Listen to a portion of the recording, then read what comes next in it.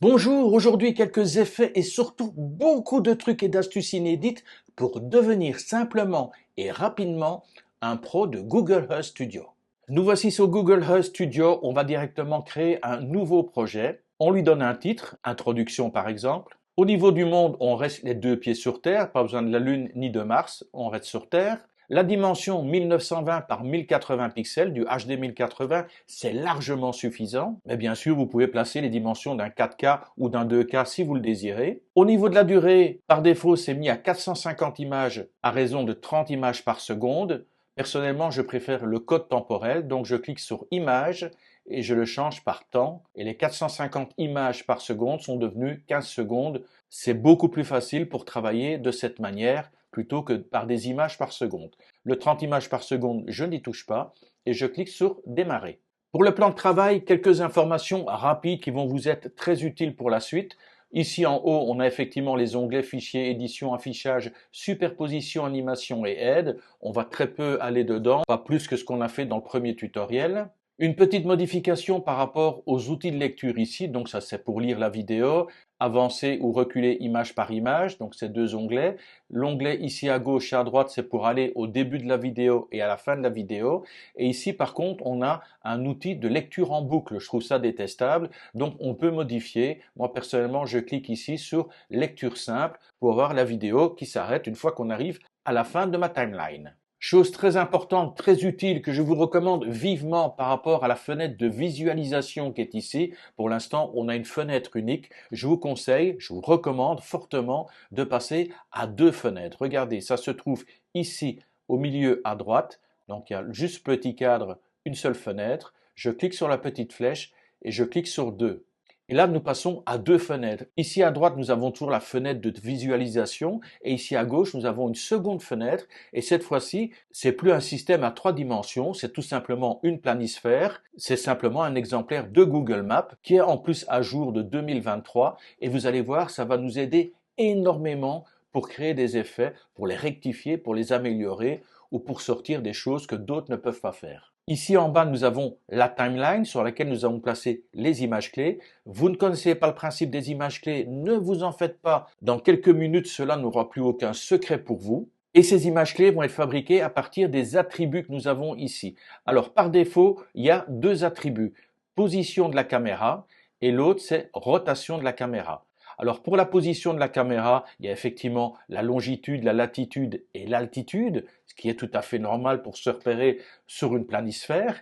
Et comme nous avons une caméra virtuelle qui est représentée ici, là voilà cette fameuse caméra, c'est le carré orange avec le carré blanc autour, mais c'est cette fameuse caméra virtuelle, eh bien, on va pouvoir, dans ce cas-ci, faire une rotation panoramique et également une inclinaison.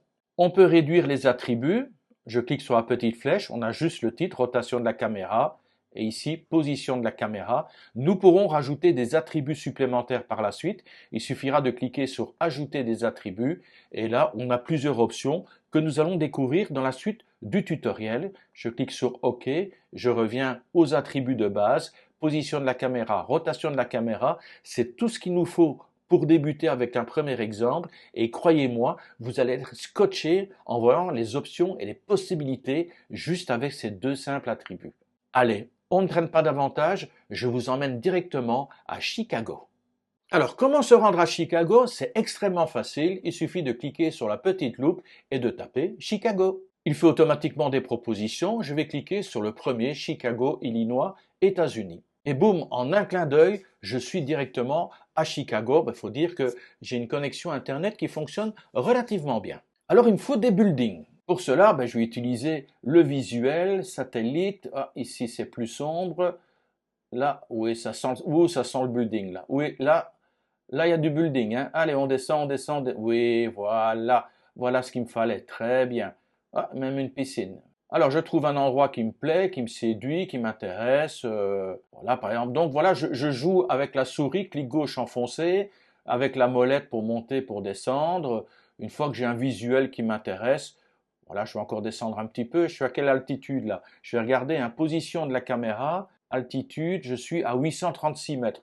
Oui, je peux encore descendre un petit peu, hein. Ce sera beaucoup mieux. Disons que je vais prendre cette vue-ci, encore reculer un tout petit peu, comme ça on voit les buildings.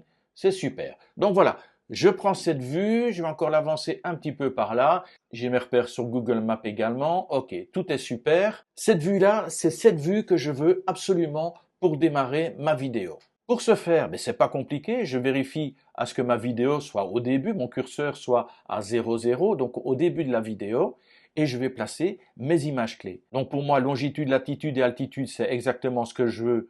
Je clique ici sur ajouter une image clé. Voilà, il m'a rajouté une image clé pour la longitude, une image clé pour la latitude et une pour l'altitude. Au niveau de rotation de la caméra, je vais également mettre les images clés. Je veux que panoramique reste à 0, l'inclinaison reste à 0. Voilà. Et j'en profite pour glisser une petite astuce. Si les images clés ne me conviennent pas, si j'ai fait une erreur, pas de problème. Clic gauche de la souris enfoncé ici. Vous voyez ma petite flèche jaune. Clic gauche de la souris enfoncé. Je descends en gardant le clic gauche enfoncé. Je sélectionne, donc je trace un rectangle, un cadre autour des images clés qui ne m'intéressent pas. Je relâche. Je clique sur mon clavier supprimer. Et voilà, mes 5 images clés ont disparu. Pourquoi j'ai fait ça? Parce qu'il y a beaucoup plus rapide que de simplement cliquer ici, cliquer ici, cliquer ici. Il suffit que je clique ici en haut, boum, et automatiquement, il me place les images clés pour tous les attributs qui sont présents dans cette colonne. Pour l'instant, il n'y a que 2 attributs, mais si j'avais d'autres attributs, si j'avais ajouté des attributs, il m'aurait placé les images clés pour l'ensemble des attributs. Donc ça, c'est mon image de départ. Maintenant, je voudrais bien que la caméra, vous voyez la caméra qui est ici, elle avance par là, vers la droite, et qu'elle s'arrête, qu'à la fin des 15 secondes, elle soit le long de ce boulevard. Donc, c'est pas compliqué. Je prends mon curseur, je vais au bout de ma vidéo, je vais à 15 secondes. Maintenant, je prends ici mon visuel, clic gauche de la souris enfoncé, et je fais glisser. Voilà, ici, voilà, comme ça me convient. Super. Une fois que ma position plaît, une fois que je suis d'accord sur donc la longitude, la latitude, l'altitude et la rotation de la caméra, il suffit que je clique ici sur les images clés. Et il m'a créé automatiquement des images clés. Il m'a également tracé un trait, regardez le trait entre les images clés du début et les images clés de la fin. Et ce trait et ces images clés, on les retrouve également ici sur le Google Maps. Et c'est là que ça devient intéressant de travailler avec Google Maps parce que regardez, on va d'abord regarder effectivement, je vais remettre la vidéo à 0. On va regarder ici sur le visuel ce que ça donne. Je mets en route. Voilà, on a un beau défilement. On voit ici sur le Google Maps, on voit également la caméra virtuelle qui se déplace et qui va arriver le long du boulevard en bord de mer. Donc voilà, un effet très simple, mais vous allez voir qu'à partir des éléments que nous avons ici, on va pouvoir améliorer ça de façon phénoménale. Regardez bien ici sur Google Maps, nous avons un point ici et nous avons un point ici. Le point qui est au début correspond aux images clés du début. Le point que nous avons ici à la fin correspond aux images clés de la fin. Si j'avais des images clés intermédiaires, ce que nous allons avoir par la suite de l'exemple, ces images clés, ces ronds blancs ou bleus, apparaîtraient également sur cette ligne. Et cette ligne, c'est la trajectoire de ma caméra. Et qu'est-ce qu'on remarque sur cette trajectoire? Que c'est pas terrible, hein. Ça démarre effectivement au-dessus d'un building, et puis ça coupe des buildings, des routes, et ça va un peu en biais. Et je me dis, ce serait quand même assez sympa si plutôt que partir en biais comme ça pouvait partir au milieu de la route ici et suivre la route avec des buildings à gauche et à droite de la caméra. Eh bien, on peut le faire sans aucun problème à partir de Google Maps ici. J'ai même pas besoin de bouger mon curseur ici. Pour l'instant, je peux travailler donc à partir des images clés et de la timeline qui sont ici, ou je peux travailler à partir de mon cadre ici. C'est pour ça que c'est génial de diviser en 2 parties. Ici, on peut faire énormément de choses. Donc, je vais déjà sélectionner ici, je vais cliquer un clic, je clique gauche sur ce point bleu qui correspond à mes images clés de début et je mets ces images clés voilà, au milieu de la route. Je relâche. Même chose, maintenant je prends mes images clés de fin, un clic dessus, c'est devenu bleu, clic gauche de la souris enfoncé et je glisse mon point bleu au milieu de la route ici également. Je me remets au début. Regardez la visualisation ici et on a bien regardé cette fameuse route ici que je vais suivre, elle est là. Et regardez, je prends mon curseur, j'avance et on longe exactement la route du début à la fin. Mais ce n'est pas tout. Grâce à ces outils qui sont visibles ici sur mon Google Maps, on peut encore peaufiner, améliorer l'effet de départ. Je vous donne un exemple très simple. Je me mets au début du clip, donc image clé de départ. Je vais développer rotation de la caméra. Alors, je peux également développer position de la caméra parce que ce qui va nous intéresser ici, par exemple, c'est l'altitude. Je suis au début du clip, 0 secondes, et je veux que la caméra avance normalement pendant, par exemple, les 2 premières secondes. Là, à partir de 2 secondes, je voudrais faire quelques petites modifications.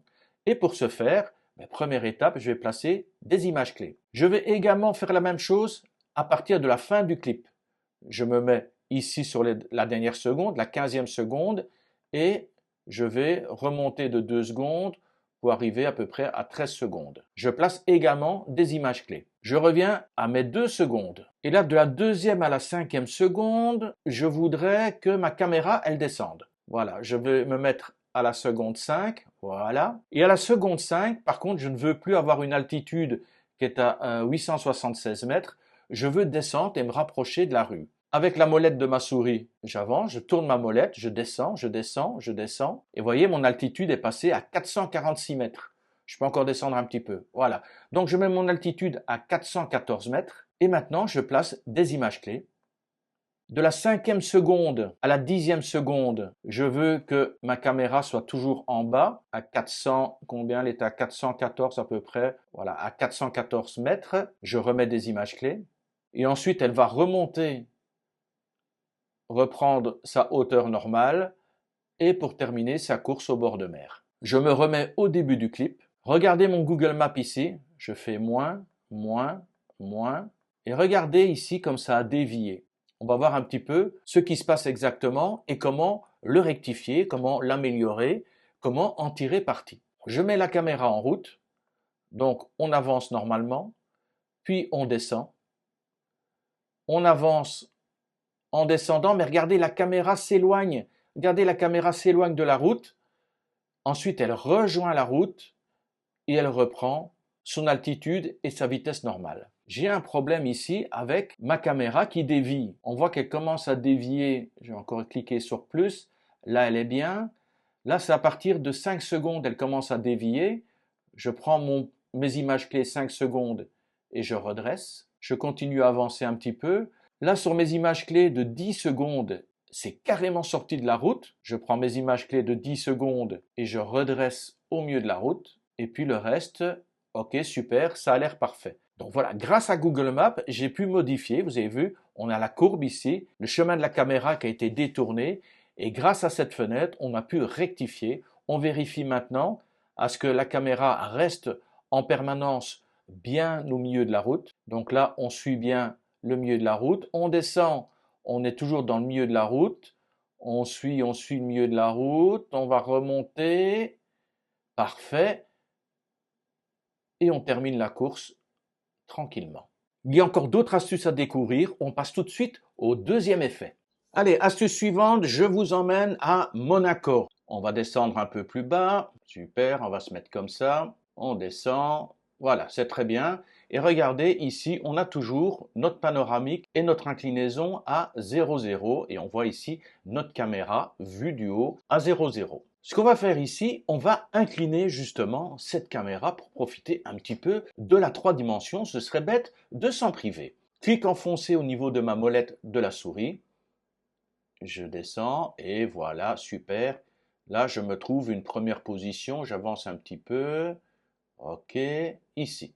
Alors, pourquoi j'avance ici? Regardez, mon inclinaison est passée maintenant à 82. Mon panoramique a également évolué. Et regardez la forme de ma caméra. Maintenant, on a une caméra qui est visible en 3D. Ceci représente la caméra. Et ici, c'est le champ de vision. C'est en fait le rectangle que vous voyez ici. Ça correspond au rectangle qui est ici. On va le mieux voir ici si je réduis un petit peu la taille du Google Maps. Comme ça parle un peu mieux, on voit mieux un petit peu ce qu'il en est pour cette fameuse caméra.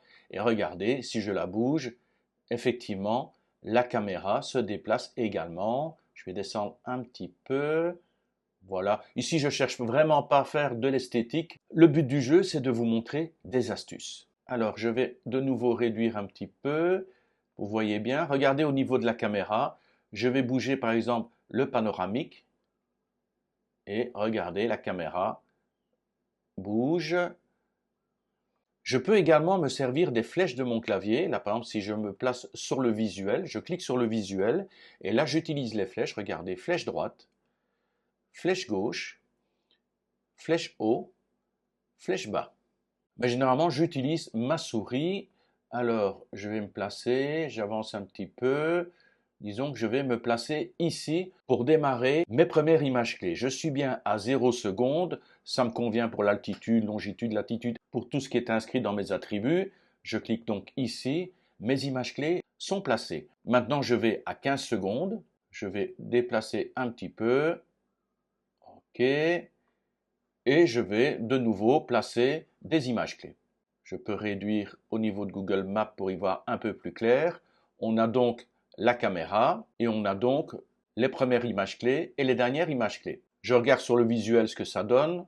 Bon, oui, c'est pas terrible, hein. Je voudrais bien que ça reste sur l'édifice ici. Donc là, on est bien sur l'édifice. Par contre, si je vais dans mes dernières images clés, pas du tout. Là, pour ce faire, il faudrait que je joue au niveau du panoramique. Donc, je sélectionne l'image clé ici qui correspond au panoramique. Je vais maintenant dans mon panoramique. Je tourne. Et voilà. Regardez, ma caméra se déplace ici. On voit bien le mouvement de la caméra. Et voilà, j'ai défini un nouveau point clé uniquement pour mon panoramique. Pour le reste, ça ne bouge pas. Maintenant, on vérifie. Super. De cette manière, je peux avoir en permanence ma caméra qui est pointée vers la bâtisse tout en faisant mon travelling. Je vais réduire un petit peu pour vous donner des astuces supplémentaires. Et je me dis, bon, c'est sympa, mais par contre, je voudrais que le trajet soit un peu plus long. Déjà, je peux rectifier ici au niveau du trajet. Voilà, je vais l'allonger légèrement à gauche, à droite. Donc, le trajet est plus long, mais on reste toujours sur les 15 secondes. Évidemment, il va falloir de nouveau modifier l'image clé du panoramique pour que la bâtisse reste visible. Ou il y a une autre solution qu'on va voir très bientôt, c'est de placer une cible afin que la caméra soit constamment pointée sur un objectif. Donc on a vu ici effectivement qu'on pouvait augmenter le trajet sans toucher à la durée. Idem, je vais de nouveau déplacer ma caméra histoire d'y voir un peu plus clair. Idem, je pourrais également raccourcir, faire quelque chose d'extrêmement court. Donc un très petit trajet, mais toujours sur les 15 secondes. Et du coup, on a une vidéo qui ralentit. Je mets en route et on a une vidéo qui est beaucoup plus lente. Elle fait 15 secondes, mais le mouvement de la caméra est extrêmement ralenti puisque le trajet est raccourci. Une petite astuce avant de passer à l'effet suivant, et on va jouer sur la cible. Par exemple, je me place ici et je me dis, waouh, super, elle est sympa cette vue. Ce serait vraiment super de m'en servir, par exemple, pour la vignette ou pour autre chose. Donc, petite astuce, regardez ici en haut à droite, on a un symbole. Enregistrer l'image active au format PNG. Non, au format JPEG, pardon. Je clique dessus et il me fait une capture d'un instantané de cette image de la fenêtre de prévisualisation. Je vais l'appeler Vue Monaco et je l'enregistre dans mes rushs. Je vous l'affiche à l'écran et on peut passer maintenant à un nouvel effet et à des astuces supplémentaires. Oups, j'allais oublier une petite astuce qui pourrait vous servir grandement. Regardez au niveau de mon panoramique ici. Bon, il est sympa, mais il dure 15 secondes, c'est extrêmement long. Si on le met en route, vous le voyez tout de suite, ça va durer pendant 5 secondes. Il faudrait que je raccourcisse un petit peu la durée de cet effet. Alors pour ce faire, je mets en pause pour l'instant. Je vais dire, par exemple, je voudrais cet effet sur 5 ou 6 secondes. Alors regardez, clic gauche de ma souris enfoncée, je sélectionne mes images clés. Maintenant, je les glisse. Je les mets à peu près à 6 secondes.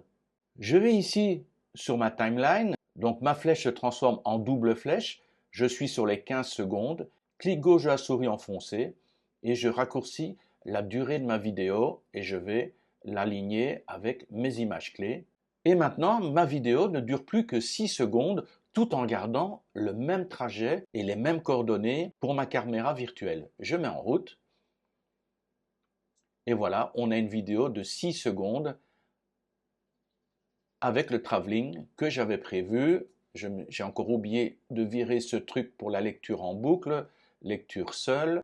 On repart sur 6 secondes. Et voilà, l'effet est terminé. Super, c'est génial. Encore une petite astuce supplémentaire. Alors, nous voici dans un nouveau projet et comme destination, je vous emmène dans un lieu inconnu, tout simplement une maison où j'ai vécu en étant jeune. Ça répondra à la question de certains qui me demandent est-ce que ça fonctionne avec des maisons particulières ou uniquement avec des monuments et des lieux classés. Donc, je confirme, ça fonctionne avec des maisons particulières. Je vais taper le nom de la rue de Villers. Alors, il y a De Villers Road, donc il faut faire attention. Donc, c'est bien Charleroi, Belgique. J'y suis. Alors ici, vous regardez au niveau des attributs, on a toujours les deux attributs de base, position de la caméra et rotation de la caméra. Et vous allez voir que par miracle, un nouvel attribut va s'installer dans cette colonne. Alors première chose que je fais, c'est d'aller repérer la maison où j'ai grandi. Voilà, je zoome, je vais faire mon petit effet, donc molette enfoncée. Voilà, c'est la maison qui se situe ici. Et je voudrais déplacer la caméra en ayant en permanence pour cible cette maison. Alors pour ce faire, je me positionne, donc je positionne ma flèche sur la maison, je fais un clic droit de la souris et je clique sur définir la cible de la caméra. Voilà, il y a une cible qui vient d'être placée et regardez au niveau des attributs ici, on a cible de la caméra activée. Longitude, latitude, altitude, voilà, donc il y a les points clés qui correspondent à cette cible. Je referme, on a bien position de la caméra, cible de la caméra et rotation de la caméra. Il me met une petite alerte pour me dire que cette rotation est prisonnière maintenant de la cible que j'ai définie. Et c'est très bien puisque c'est ce que je désire. Maintenant que ma cible est définie, je vais mettre un point de départ. Donc regardez, je suis à 0 mais je n'ai aucune image clé. Donc je vais reculer un petit peu, positionner comme ça, et je vais dire ok, ça va être, ou alors peut-être encore reculer plus, comme ça, et je vais dire voilà, ça va être ma première image clé, ça va être le départ de ma vidéo, donc je clique sur les images clés. Je vais avancer de quelques secondes, de 3 secondes environ, je vais avancer vers la maison avec une petite inclinaison supplémentaire, je mets des images clés, je me déplace à 7 secondes à peu près, là je vais pivoter et en même temps je vais reculer légèrement, voilà, je mets mes images clés, je fais très rapidement, hein, comme toujours, c'est pas l'esthétique qui compte, c'est de vous montrer comment ça fonctionne. Je passe maintenant à 12 secondes, là je vais me déplacer par exemple ici, reculer encore et peut-être, voilà, de cette manière-là, je mets mes images clés et je vais me mettre à 15 secondes et là je vais carrément, ouf, où est-ce que je suis? Voilà, c'est pratique la cible, hein, ça me permet de m'y retrouver et de m'y placer de cette manière et je mets les images clés. Je me mets au début, on regarde si tout fonctionne parfaitement, on met en route, j'avance vers la maison, voilà, ça tourne, je reste toujours ciblé sur la maison. Donc vraiment la caméra reste ciblée sur la maison, à aucun moment elle ne quitte cette maison des yeux, de la lentille en quelque sorte, et on a tout le parcours qui est répertorié ici. Je pourrais modifier légèrement le parcours en jouant sur les images clés, mais vous voyez, même en bougeant sur l'image clé ici, en permanence, la caméra, regardez la caméra, le cadre ici, le carré ici, la caméra est ici, le carré se trouve ici, reste ciblé sur la maison, sur la cible. Je bouge encore un peu l'image clé, je vais également bouger celle-ci. Et on va terminer par une petite astuce, on appelle ça une courbe de Bézier. Donc vous voyez ici, je bouge le point, mais j'ai également une ligne avec deux petits points au bout. Regardez, voilà, ici. Et ce qu'on appelle une courbe de Bézier, ça me permet de modifier légèrement la courbe. Regardez, là, il y a vraiment un angle. Et là, je peux modifier l'arrondi pour que ce soit, voilà, pour que la courbe soit un peu plus souple. On peut l'avoir par exemple ici. Je peux modifier ma courbe de Bézier. Voilà. Et de cette manière, regardez, je vais avoir vraiment une courbe ici. Je peux également modifier. Ça me permet de faire des arrondis et d'avoir peut-être un mouvement de caméra qui soit beaucoup plus fluide. Je vais mettre en route. Donc la caméra se trouve ici pour l'instant. On met en route. Et effectivement, le mouvement par rapport au début, par rapport à tout à l'heure, le mouvement est beaucoup plus fluide. Juste ici où, là, il y a fameux à-coup, mais c'est vrai que je passe de la 12e à la 15e seconde, où je vais mettre sur stop, de manière, je fais un grand parcours en 3 secondes, ce qui explique un petit peu la vélocité de la caméra. Enfin voilà, vous avez compris le concept de la cible. C'est vraiment quelque chose d'utile, de sympa, qui permet de tourner autour d'un monument, de tourner autour d'un espace. Il y aura encore plein de tutos, il y a encore plein de choses à voir, mais là je pense qu'on passe déjà largement les 20 minutes. Je vais faire d'autres tutoriels par la suite qui vont reprendre d'autres astuces, mais je vais faire des vidéos un peu plus courtes. Ici, je voulais vraiment vous montrer les outils de base et je pense que déjà avec le tuto d'aujourd'hui, vous allez déjà pouvoir réaliser des trucs assez sympas. Si vous avez des questions, comme d'habitude, vous n'hésitez pas dans les commentaires et moi je vous dis à très bientôt pour un nouveau tuto. Bye bye!